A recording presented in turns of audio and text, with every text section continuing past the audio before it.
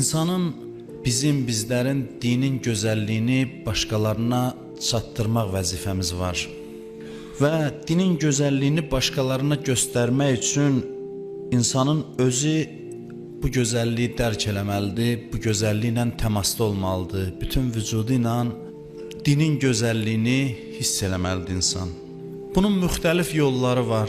Keçən dəfə xatırlayırsınızsa, dünya məhəbbəti ilə bağlı bir neçə məsələyə işarə elədik ki, insan qəlbindən dünyanı çıxartmasa, din və imanın ləzzətini heç zaman dada bilməz. Dinin gözəlliyini dərk eləməyin yollarından biri də insanın məhəbbət əhli olması, incə zövqlü insan olmasıdır, incə ruha malik olmasıdır. Dinin gözəlliyini başa düşmək üçün insan mərhəmət və məhəbbət əhli olmalıdır. İnsanlara, digərlərinə qarşı. Dost canlı insanlar, məhəbbətlə başqalarına yanaşan insanlar, dost olmağı sevən insanlar, dostlarına sayğı və hörmət göstərən insanlar, dinin də ləzzətini və gözəlliyini dərk eləyə bilərlər. Başqalarına dini sevdirmək üçün, həm də dindən zövq almaq üçün insanın ən əsas görəcəyi işlərdən biri də başqa insanlarla məhəbbətlə davranmaqdır. Başqalarına məhəbbət bəxş eləməkdir. İnsanların, müxtəlif insanlarla davranışı haqqında çox hədislərimiz var, kifayət qədər çoxdur. Buyurur, amilil müminin bil isar və amil sairən nas bil insaf. Buyurur ki, möminlərlə davrananda isarla davran. Qeyriləri ilə insafla davran. İsar nədir? İsar başqalarını özündən qabağa salmaqdır. Özün ehtiyaclı olduğun halda başqasını özündən qabağa salasan, ehtiyaclı olduğun şeyi başqasına verəsən. Bir yerə səfərə getmisənsə bir mömindən, rahat yerə qaçıb özün tez uzanmayasan, ona rahatlıq yaradasan. Yeməyin ləzzətlisinə tez əlvi özün uzatmayasan, onu özündən qabağa salasan.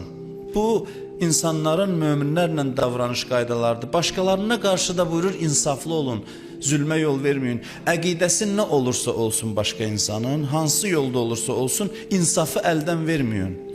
Bütpərəstlə də davransız, hər hansı bir insanla davranışda insafı əldən verməyin. Dinin bizdən istədiyi, sadə dillə istəyirəm, çatdıram. Budur ki, insan quru olmasın. Hərarətli olsun, mərhəmətli olsun, mehriban olsun. Bütün vücudu ilə insanlar onun varlığından məhəbbət, eşq hiss eləsin, qayğı hiss eləsin. Və yaxud da insan incə ruhlu olsun, gözəlliklərə rəğbətli olsun. Nə qədər göstərişləri var dinimizin bu mövzuda. Adicə ətir barədə mən baxıram ki, nə qədər təkid edirlər ki, ətir vurun. Məscidə gedəndə, cəmaatın içinə çıxanda. Peyğəmbərin qazancının 1/3 hissəsi ətirə sərf olunurdu, təsəvvür eləyin. Nə qədər vəsaiti qazancı var idi, onun 1/3-ni ətir vurmağa, ətir əldə eləməyə sərf eləyirdi. Ətir özü bir gözəllikdir, başqa insanlara zövq verir, gözəllik bəxş eləyir. İnsan özünü nizamlayır, ətirlənir, gözəl şəkildə başqa insanların yanına gedirsə, bu insanın incə ruhiyyəsindən xəbər verir. İnsan bu ruhiyyəni özündə yaratsın. Dinin istədiyi adamdan budur. Başqalarına, hətta bədəninin qoxusu ilə belə xoşluq bəxş eləsin. İndi düzdür, din adından dini ətirlər çıxıb ki, onu vurmasan ondan yaxşıdır. Qəribədir ki, dinə çatanda hər bir şeyin xarabı çıxır elə bil. Güya ki, bunlar dini ətirlərdir. Nə deməkdir, onu anlamıram, başa düşmürəm. Elə bir ki, kimsə qəsdən bunu eləyir ki, insanların zövqünü xarab eləsin. Hətta bura qədər Peyğəmbərin sirəsində, həyatında biz görürük ki, Peyğəmbər bu şeylərə önəm verib. Bəlkə siz indi oturub baxarsınız ki, bu cümə günü başqa bir söz tapmayıb danışmağa. Keçən dəfələr dedim, ətirdən danışır. Amma mən yenə də tam məsuliyyətlə deyirəm ki, bu məsələlər zahirən kiçik görünsə də olduqca böyük əhəmiyyətə malik olan məsələlərdir. Hansı nəticələrə gətirib çıxardır? Ona baxdıqda görürük ki, olduqca aktual və böyük bir məsələdir, mövzudur. İnsanın həyatdan, dindən aldığı ləzzət gərək hiss olunsun, başqaları onu hiss eləsin. Təravətli ruhu varsa insanın, gərək başqaları da onun ruhundan ləzzət alsın. Bu ruh zahirə də təsir qoysun.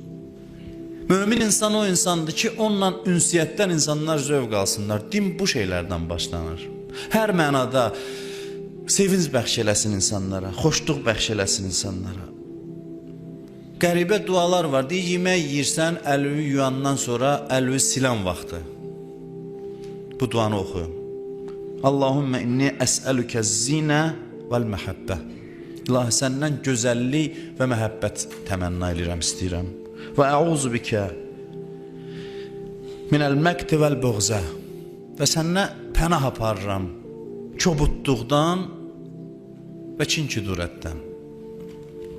İstəyirəm məhəbbət əhli olum, eşq əhli olum, gözəllik hiss olunsun mənim vücudumdan. Bunlar dualarda gəlib yer alıb. İmam Həsən əleyhissalam namaza gedir, görürlər ki, gedir, ən gözəl səliqəli paltarların əyninə giyinir, ətir vurur. Deyirlər, görəsən bunun mühüm bir səfəri var, baxırlar, görürlər, namaza dayanıb, Allahın huzurunda dayanıb. Soruşurlar, yəbnə Rəsulallah, bu qədər namaza hazırlaşırsınız, ən gözəl geyiminizi ayırıb qoymusunuz ki, bunu namaz vaxtı geyinim. Niyə? Buyurur ki, İnnəlləhə Teala cəmilun yuhibbul cəmal. Allah gözəldir və gözəlliyi sevir. Allah özü gözəldir və gözəl insanları sevir. Gözəlliyi sevir. Fəətəcəmməlu li Rabbi. Özümü Allahım üçün gözəlləşdirirəm. Özümü zinətləndirirəm. Rəbbim üçün gözəlləşdirirəm. Bunun insanın ruhunda təsiri var. Yəni ki, Allah mənə baxır. Bir hörmətli adamın görüşünə gedəndə geyimimizi hazırlayırıq, ütülləyirik, hazır qoyuruq.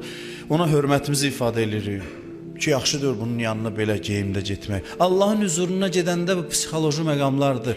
İnsan belə hazırlıqla gedəndə Allahı qarşısında hiss eləməyə başlayır. Allah üçün bəzənir. Və ibadətdən də xoş xatirə qalır insanın ruhunda. Gözəl bir xatirə qalır insanın zehnində. Ondan sonra buyurur ki, fəhuvə yəqul xuzu zinətəkum ində kulli məscid. Deyir, Allah özü buyurub ki, zinətlərinizi üzə çıxardın məscidlərə gedəndə, insanlarla görüşəndə. Bunlar nümunələrdir, mən deyirəm. İnsanın incə ruhunun göstəricisidir. Gözəllik olduqca vacib mövzudur. İmam Baqir əleyhissalam buyurur ki, təzəyyən lillah əzzə və cəl bis-sidqi fil-əmal. Buyurur ki, Allah üçün özünü gözəlləşdir əməllərdə olan sədaqətlə, doğruluqla, xoş niyyətlə. Demir ki, məsələn, doğru danış ki, cəhənnəmə getməyəsən. Doğru danış, doğrucu ol, sadiq adam ol, sədaqətli ol ki, bu gözəllikdir. Gözəl hissəsin qabardır. Yəni, gözəlliyə rəğbətli ol, gözəlliyi təqdim elə Allaha. Allah da gözəl insanları sevir. Ruhi, mənəvi və zahiri baxımdan gözəlliyə başqalarını sövq edən insanları. Bu şeylərdən din başlanır. Biz din deyəndə ancaq namaz, oruz, həcdən düşünürüksə, din ibtidai məsələlərdən başlanır. İnsanın paltarları təmiz ola, ütülü ola, dağınıq olmaya. Peyğəmbərin həyatına baxın, necə gözəl libaslardan, sadə amma təmiz gözəl libaslardan istifadə edirdi. Saçı həmişə səliqəli, dişləri dillər həmişə ağ, elə bir rəng saçırdı insanlara. Dişlərini təmizləyirdi. Bir suya da baxanda əksini tapıb orada özünü, saçlarını nizama salırdı, düzəldirdi. Gözəl yağlardan istifadə edirdi. Bunların hamısı Allahın bəşəriyyətə nümunə olaraq göndərdiyi Peyğəmbərdir. Bu məsələlərdə nəsə var ki, Peyğəmbər bu məsələlərə bu qədər önəm verir. Bir dəfə Peyğəmbərdən pis qoxu hiss eləmədilər. İnsanları hətta vücudu ilə, maddi, bədəni ilə, cismi ilə belə narahat eləmədi. Ağ rəngdə paltar geyinmək müstəhəbdir. Ona görə ki, ağ rəngdə ləkə tez bilinir. O qədər təmizliyə təkid eləyir. İndi həkimlər niyə məsələn ağ rəngdə, açıq rəngdə paltar geyinirlər? Çünki orada xüsusilə təmizliyə riayət eləmək lazımdır. Ona görə bir qayda qoyublar ki, onlar açıq rəngdə, xüsusən ağ rəngdə paltarlar geyinsin ki, çirk üzərində tez bəlli olsun, tez bilinsin. Təmizlik çox önəmli məsələdir. Bir millətin dinini tanıtdırmasında. Küçə bazarlarına baxırsan, ondan bilə bilərsən ki, hansı səviyyədədir bu millət. Bir millət ki, əlində olan hər şeyi küçəyə atır, onun görüntüsüdür, şəklidir. Ziyarət şəhərlərinə baxın, kimlər olub gör. Adam utanır müsəlman olduğuna. Kim gedibsə görür. Kərbəlada da həmin mənzərədir. Məkkədə də həmin mənzərədir. Məşədin özündə də həmin mənzərədir. Ən bəlkə çirkli şəhərlərdir. Bu nə təsəvvür yaradır başqalarında müsəlmanlar haqqında. Mən Məkkədə hərdən baxırdım, fikirləşirdim ki, qeyri-müsəlman bura gəlsə, elə buna baxsa kifayətdir ki, dindən qaçsın. Biz deyirik, bu mədəniyyətin aşağı olmasının göstəricisidir. Mən deyərəm ki, bu dinsizliyin əlamətidir. Dinin zəif olmasının əlamətidir. Ən-nəzafətu minəl iman. Bunu təsadüfən deməyiblər. Bir cəmiyyətdə çirkab içində yaşayırsa, bu birinci göstəricidir ki, bunun dini zəifdir. Çünki bu şeylər dinin tərkib hissəsidir. Bu şeyləri biz dindən ayırmamalıyıq. Biz təsəvvürümüzü din haqqında dəyişməliyik ki, din bu şeyləri də əhatə eləyir. Din geniş anlayışdır. Ancaq bir sıra ibadə məsələlərə toxunan bir sistem deyil. Din həyatın bütün sahələrini əhatə eləyir və bunlar hamısı göstəricidir bir cəmiyyətin dini nə səviyyədədir. Dinin səviyyəsini bilmək üçün təkcə gedib məsciddə cəmaatın sayına baxmaq lazım deyil. Düzdür, onunla bu bir-birini tamamlayır. Təkcə küçə təmiz ola, ibadət olmaya, bu da din göstəricisi deyil. Amma bunlar bir-birini tamamlayır. Məscidlər insanlarla dolu olsa, küçə bazar bərbad gündə olsa, bu onu göstərir ki, bu cəmiyyətin dini zəifdir, imanı zəifdir. Bu kiçik məsələ deyil ki, buyurur ən-nəzafətu minəl iman, buyurur təmizlik imandandır, imanın əlamətidir. Bu böyük bir nəticəyə gətirib çıxardır. Bugün məsələn, belə deyək, bir Avropaya səfərə gedir, qayıdıb gələndə nəyi vurğulayır? Neçə şey vurğulayır? Bir də küçələrin təmizliyini. Bir ayaqqabını məsələn təmizləməyə ehtiyac yoxdur. Bu vasitə ilə qərb mədəniyyətinə yönəlir insanlar. Görün nə qədər mühüm məsələdir. Bu vasitələrlə insanlar qərb mədəniyyətinin üstünlüyünü görür və natamamlıq kompleksi yaranır bizdə. Ki, bu qeyri-müsəlmanlardadır bu mədəniyyət. Amma bizim şəhərlərimizə, xüsusən ibadət yerlərimizə, Qədr gecəsindən sonra mən məsciddən çıxanda xəzalət çəkirdim, xatırlayıram. Ki, kimin əlində nə var yerə atır? Gecə səhərəcən dinən bikəya, Allah, ağla göz yaşı tök. Bu təkcə dinin göstəricisi deyil. Dinin göstəricisi həm də budur ki,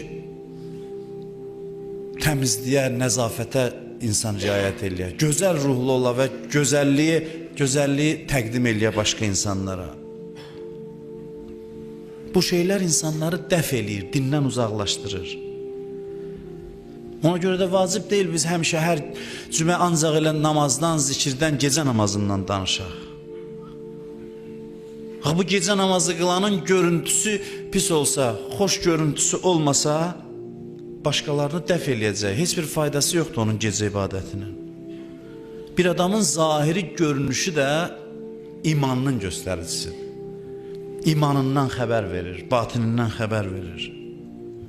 Keçən həftələrdə mən çox dedim, bunu bir daha vurğu ilə demək istəyirəm ki, elə bir zamanda yaşayırıq ki, dava rəqabət gözəlliklər davasıdır.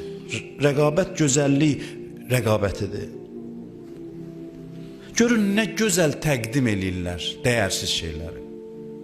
Və insanları aparırlar özlərinə tərəf. Təqdimat çox mühümdür bu zamanda.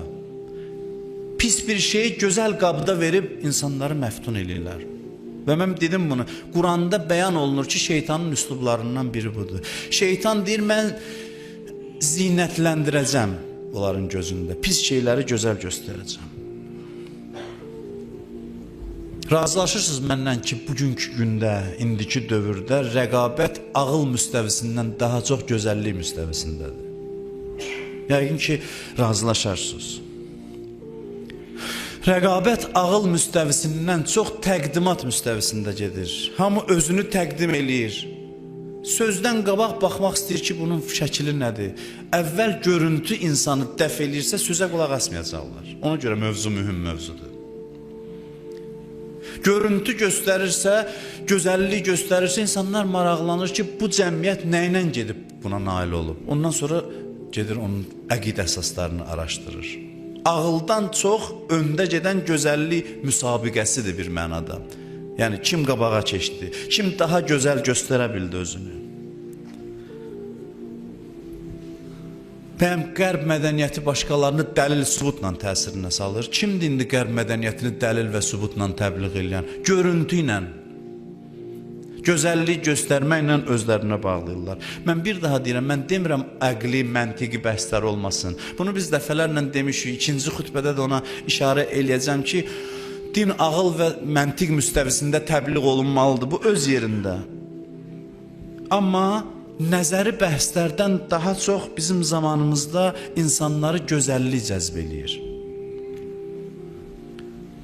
Biz gözəl dinimizi gözəl şəkildə təqdim edə bilmirik. Gözəl bir şeyi çirkin qabda göstərir insana. Bu biz müsəlmanların faciəsidir. Bu çox məsələlərdə bizi geri salır. Gözəl bir şeyi çirkli qabda verəsən insana, insanda ikrah yaradar. Onun içindəkinə baxmayacaq, təqdimatına baxacaq. Ona görə Əleyhisselamın hədisini keçən dəfə də dedim. Deyir, bir zaman gələr din tərsinə geyilmiş kürk vəziyyətində olar. Paltarı tərsinə geyinsin, gülməli görünər. Paltar özü nə qədər keyfiyyətli də olsa. Bir gün gələr ki, din tərsinə geyilmiş kürk vəziyyətində olar ki, cəmaat gülərlər dindarlara. Belə bir zamana sanki gəlib çatmışıq.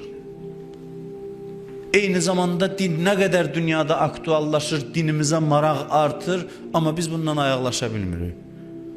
Mən bunu yarı zarafat, yarı gerçək demişəm ki, biz olmasaq cəmaat daha tez dinə gələr, İslama gələr. Biz qabaqda maniyə.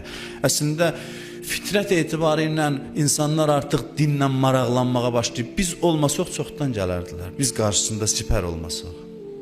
Başqalarının dinə yönəlməsini. Başqaları gözəllik göstərirsə, öz həyat tərzlərini gözəl təqdim edirsə, onun müqabilində sən də otur kürsüdə, başla dəlillər gətirməyə. Allah bu, vallah eşitməyəcəklər. Eşitmirlər də.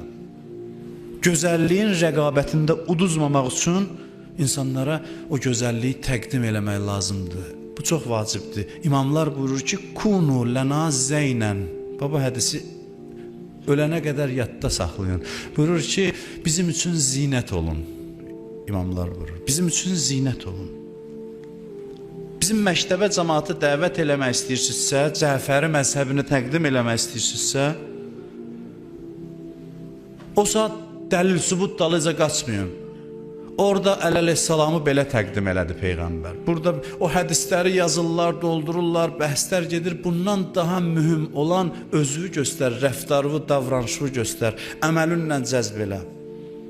O bəhslər öz yerində, amma o ən vacib məsələ deyil. Sonra gələr dəlillərlə tanış olar, sənin məktəbin nəzəri əsasları ilə tanış olar, amma əvvəl görüntüdür, səninlə tanış olanda ilk dəfə baxır bu sənə.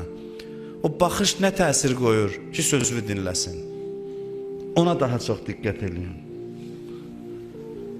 Yoxsa dəlil sübut gətir, dəvət elə cəmaatı dinə, öz məzhəbə, gəlsin, görsün bu eybəcərlikləri.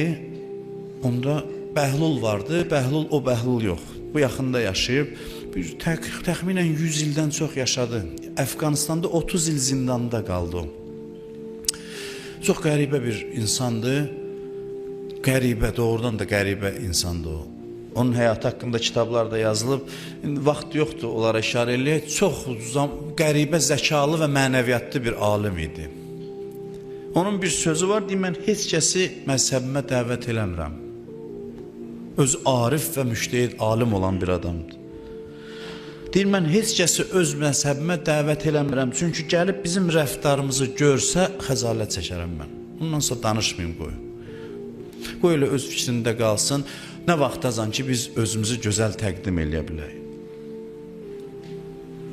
Bir çox hallarda imamlarımızın abrını aparırıq öz davranışımızla, öz rəftarımızla. Bunu hamıya aid eləmirəm. Heç hamı da özünə götürməsin. Amma bir çoxlarımıza aiddir. Qısası sözün qısası elə bir zamanda yox ki, və xüsusən hər zamanda, xüsusən indiki zamanda təkcə elmlə dini təbliğ eləmək yox, heç orada da bizim müvəffəqiyyətimiz azdır. Amma həm də əxlaqla, rəftarla insanları təslim eləmək olar haqqın qarşısında. Məntiq və dəlil gətirərsən, birini təslim eləyərsən qabağında. Amma qəlbini özünə tərəf cəzb eləyə bilməzsən. Məntiqin bu gücü yoxdur ki, qəlbi çəkə bilsin. Məntiq ağla nüfuz edə bilir, orada dayanır. Əqli dəlillər qabağında təslimdir. Məntiq bəzən bir silah kimidir ki, insan əlini yuxarı qaldırır. Amma qəlbini təsirə salmaq üçün o gözəlliyi görməlidir. O gözəl rəftar görməlidir. Qəlbi cəzb eləmək üçün, ruhu özünə tərəf çəkmək üçün. Peyğəmbər bu yolla cəmaatı dinə dəvət elədi. Bu ayəni mən neçə dəfə sizə demişəm. Quranda buyurur ki, kobud olsaydın, pis rəftar eləsəydin, bir nəfər də yanında qalmazdı. Demir, məntiqün zəif olsaydı. Sən nə danışırsan danış, kobud rəftarlı, pis görkəmli, pis qiyafəli, bəd əxlaq insan olsun, nə danışırsan danış, bir adam da sənin ətrafında qalmazdı. Görürsünüz, Quran hansı dəlil gətirir. İnsanların dinə cəzb olunması üçün Peyğəmbərin əxlaqını qabardır. Sözünün dəlillərini yox, məntiqini yox. Sən gözəl insansan deyə bu cəmaatı çəkə bildin özünə tərəf. Gözəl əxlaqa sahibsən deyə. Gözəllik görməsə bir insan bir məktəbdə, vallahi 100 dənə məntiqi dəlil gətir, qəbul eləməyəcək. Eləyəcək, amma cəzb olunmayacaq. Təslim olacaq, deyəcək, tək sən deyən olsun. Amma görürəm də. Mən görmüşəm belə bəhslər. Danışırsan, düz danışırsan, amma baxır, görür ki, bu danışdığın yaxşı, amma görmürəm, xoş bir şey yoxdur. Ziyarətgahlarımız, hər yerimiz belədir. İnsanların kütləvi toplaşdığı bir yerlərə baxanda.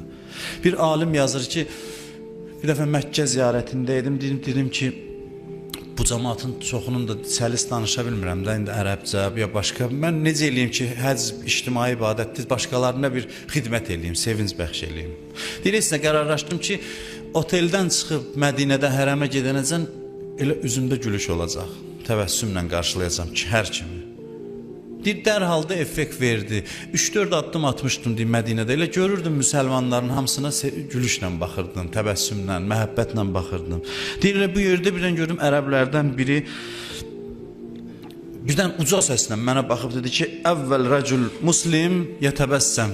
Dedi, müsəlmanın ən birinci əlaməti üzündə olan təbəssümdür. Bir nömrəli müsəlman odur. Gördüm ki, bu çatışmır, bu sadə gördüyümüz şeylər çatışmır. Məkkədə görmüşsünüz, davaya gəlib insanlar elə bil bir-birinə. Bir-birini əzirlər, tapdalayırlar. Elə bil ki, ancaq ehkamın içində qalıblar. Hamı məqsəd qoyub döyüşə gedirlər elə bil təvafa girəndə. Davaya gəliblər elə bil.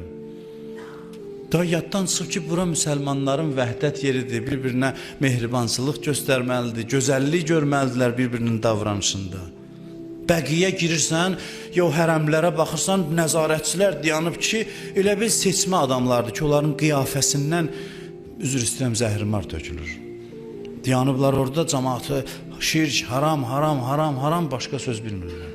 Acıqlıdırlar, bütün dünya ilə düşmən olan insanlar. Sanki şeytan bir plan çəkib bu işlər üçün. Ki, müsəlmanlar ildə bir dəfə toplaşacaq, bax, belə bir şəkil yaranacaq. Onu gedib görə bilərsiniz orada, Bəqidə, Mədinədə, Məkkənin özündə. İnsan başının üstündə bir nəzarət hiss eləyir, çox acı rəftar hiss eləyir və bununla da dəf eləyir başqalarını, dindən uzaqlaşdırırlar. Bu məqsədli bir şeydir. Buşruhu fi vəcihi hədisdir və huznuhu fi qəlbi. Möminin sevinci üzündə, qəm ürəyində olar. Həmişə Peyğəmbərin üzünə baxıb rahatlıq tapırdı cəmaat. Üzündən təbəssüm əski olmurdu. Belə bir ruhiyyəyə sahib insan idi. Hər şeyin gözəlini təqdim elə, gözəl tərzdə danış, sözlərin ən gözəlini seç. Bəziləri zəhmət çəkib xoş danışmaq istəmirlər. Bilirsiniz, bir cümləni 100 şəkildə demək olar, eyni cümləni. Bəzən ən pisini seçib deyirik, ən pis tərzi seçib deyirik. 100 dənə şəkildə bir fikri ifadə eləmək olar. Ən kobudunu seçib danışırıq. Nə üçünsə bu xəstəlik bizim içimizdə yayılır. Özümüzü məcbur eləyək nəhayət ki, bu şeyləri özümüzdə tərbiyə eləyək. Yaxşı danışaq insanlarla. Peyğəmbər baxır İmam Həsənlə İmam Hüseynin üzünə, görür rəngləri solub. Rəngləri sapsarıdır. Araşdırır, baxır, görür ki, acından belədir. Yemək yeməyiblər. Baxır, görür 3 gündür bunlar yemək yeməyiblər. Gəlir, onların əlindən tutur, gəlir xanım Fatimə Zəhranın evinə, qızının evinə. Deyir, qızım, uşaqlar niyə bu vəziyyətdədir? Evdə yemək yoxdur. Xanım nə cavab verir? Deyir, ya Rəsulallah, evdə nəyimiz varsa o da sizsiz. Görün, necə gözəl, ədəbli cavabdır. Yoxdur sözünü demir, həya ilə Peyğəmbər. Deyir, bu saat evimizdə ən gözəl şey ki var, o da sizsiz.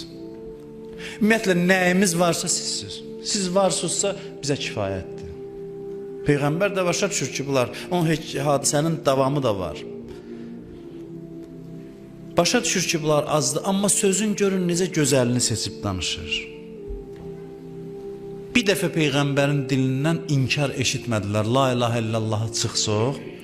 İnkarla sözə başlamadı, yoxla sözə başlamadı. Birinin fikri ilə razı deyilsən, onu elə gözəl şəkildə deyə bilərsən ki, həm fikrini qəbul eləyər, həm də qane olar. Məsələn, çaşdı biridir, məsələn deyirəm, misal üçün deyirəm, dünən günorta filan yerə getmişdi, o saat yox, günorta da ördü, axşam idi. Hələ birini vurasan da gərək. Qalır ki, da məsələn, acığından vurasan. Bir məsələn deyəsən ki, mən elə gəlir ki, deyəsən, məsələn, günorta idi, axşam deyildi. Misal üçün deyirəm, lap sadə misallar deyirəm. Hədislər buna təkid edir ki, sözü deyəndə elə tərzdə deyin ki, gözəl səslənsin. Yox, inkarla, mübahisə ilə sözə başlamayın. Biri ilə danışanda 10 dənə söz danışıb, 3-ü düzdür, 7-si səhv. Əvvəl 3 düzünü təsdiq elə, deyirən, hə, baba, filan şeylər tam razıyam, düz deyirsən. Amma bu fikirlərə, məsələn, bu 7 dənə fikrə misal üçün deyirəm, baxanda məncə buna belə də yanaşmaq olar. Bu Peyğəmbərlərin danışıq üslubudur. Danışıq tərzidir. Ona görə də bunlardan din başlayır, dinin əvvəli bu şeylərdir. Bugün də kütləvi informasiya vasitələrinin çox rolu var bu mədəniyyətsizlik və tərbiyəsizliyi insanların içində yaymaqda. Baxın, görün, kobud sözlər, mən hərdən izləyirəm xəbərləri, oxunma sayına deyib, filankəsi ittiham elədi. Oxunma sayına baxırsan nə qədər. Filankəsin cavabını verdi. 2 müğənninin dava eləməyi ən mühüm hadisədir. Onlar öz oyunun oynayır, birazdan məsələn göstərəcək, filankəsə filan sözləri dedi. Filankəs sabahki verilişdə ona cavab verdi. Bu, bir kütlənin əxlaqın tərbiyəsini xarab eləyir. Amma kimsə kimisə təriflədi, nə o xəbəri verən var, nə də verilsə heç maraqlandırmır cəmaat. Kimsə biri-birindən də bir xoş söz desin, cəmaat eşitsin ki, insanlar bir-birini tərifləyir də, yaxşı sözlər də deyir. O qədər yaxşı deyiləsi sözlər var. Niyə o kobudluq təbliğ olunsun? Bunun təsirindən bir nəsil formalaşar ki, elementar etik qaydalara riayət eləyə bilməz. Elementar əxlaqi qaydalara riayət eləyə bilməz. Ailələrdə ata-ana bir-birinə elə davransın ki, uşaq nümunə görsün. Az gəlsin, tez elə yemək gətir. O deyən, nə olub? Bundan nə uşaq böyüyəcək o ailədə? Sonra da desin, namaz qıl. Namazdan qabaq bu şeylərdən uşaq baxır, onlar ata-ananın davranışından din öyrənir, yəni əxlaq öyrənir. Bu şeylərdən din başlayır. Gözəlliyi görmək və gözəlliyi təqdim eləmək çox vacibdir. Bir-birimizdə gözəl xüsusiyyətləri qabardaq. Nə olar, oturaq bir-birimizi tərifləyək bir-birimiz olmayan yerdə. Bir-birimizin xoş sözünü danışaq, qulağımıza çatsın ki, filankəs filan yerdə səni təriflədi. İnanın ki, çox azdır bu şeylər. Ancaq söz gətirirlər ki, orada sənə belə dedilər, bundan ona aparırlar, ondan ona. Biz də zəmin yaradırıq, əsas veririk bu şeylərə. Neçə dəfə demişəm ki, bir üzr istəyirəm, itin ölüsündə bir gözəllik tapdı Peyğəmbər, baxdı ona ki, onun nə gözəl dişləri var. Budur, dinin məntiqi budur ki, bir çirkinliklər içində axtarıb bir gözəl şey tapasan, həm özünə yaşamaq xoş olar, həm də başqalarına xoşluq bəxş eləmiş olarsan. Bu, dinin əlifbasıdır, dinin əsas məsələlərdir. Bunlar olarsa, ibadət məsələləri də yavaş-yavaş tənzimlənər və qaydasına düşər.